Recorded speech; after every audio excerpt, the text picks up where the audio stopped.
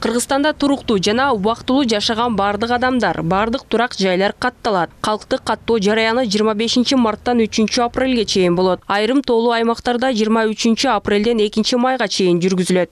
Быйылкы эл каттоонун өзгөчөлүгү электрондук түрдө жүргөндүгүндө жана каттоо формаларынын саны 5 болгондугунда. Коомдун, экономиканын, социалдык чөйрөнүн абалы жөнүндө билүүгө шарт түзгөн. Ар кандай көйгөйлөрдү натыйжалуу чечүүгө мүмкүнчүлүк берген эл жана турак жай фондун каттоого мамлекеттик казынадан 321 миллион сом каражат бөлүнгөн. Эгерде биз 2009 жылы акыркы жолу республикада өткөндө бул кагазга түшүрүп ар бир каттоочу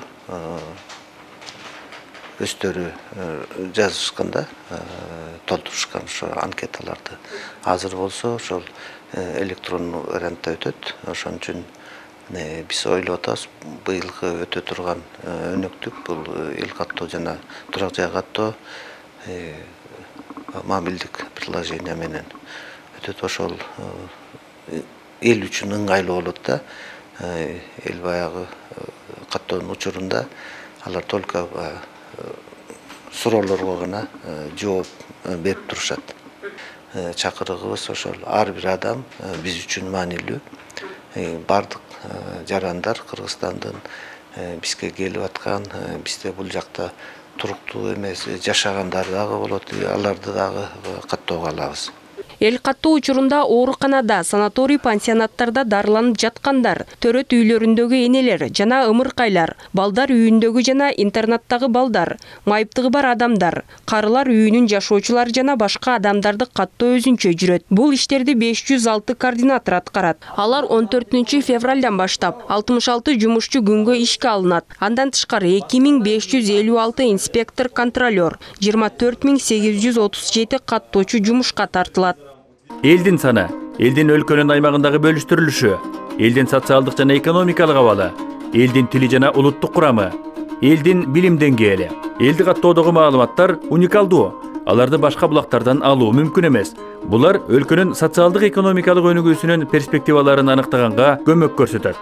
Элдин саны жана курамы тууралуу маалымат бардык деңгээлдеги бюджетти түзүүгө жардам болот. Азыркы тапта өлкө боюнча жалпы 6,5 миллиондон ашык жаран катталган. Анын 34% шаарда, 66% айыл жергесинде жашайт. Жалпы калктын 35% балдар, 57% орто курактагы адамдар, 8% карылар түзөт. Ошондой эле Кыргызстанда 100гө жакын улут жашаары белгилүү. Улуттук статистика комитети бул жолу эл менен кошо турак жай фондун да каттоого алат. Мындай кадам элдин социалдык экономикалык абалын билүүгө көмөк берет.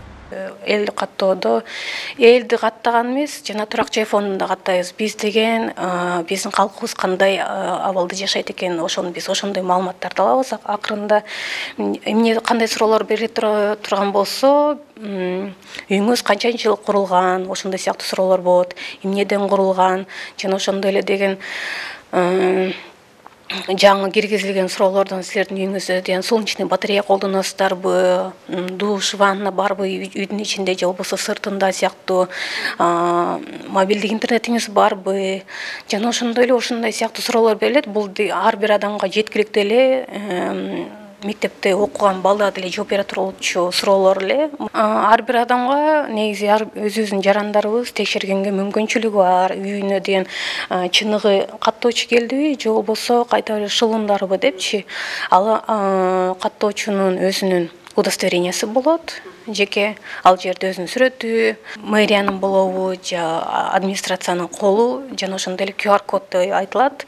QR кодду сканерлеген соң биздин серверге келип түшөт да, анан ошол адам жөнүндө информация тиги адамда чыгып калат да, мындайча айтканда.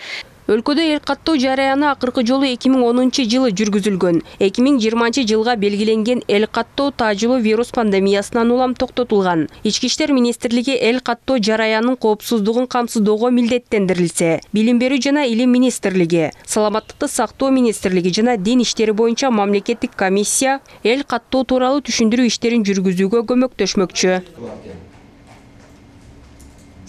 Тазагүл Эмилбекова, Улукбек Сулайманов, Нью ТВ.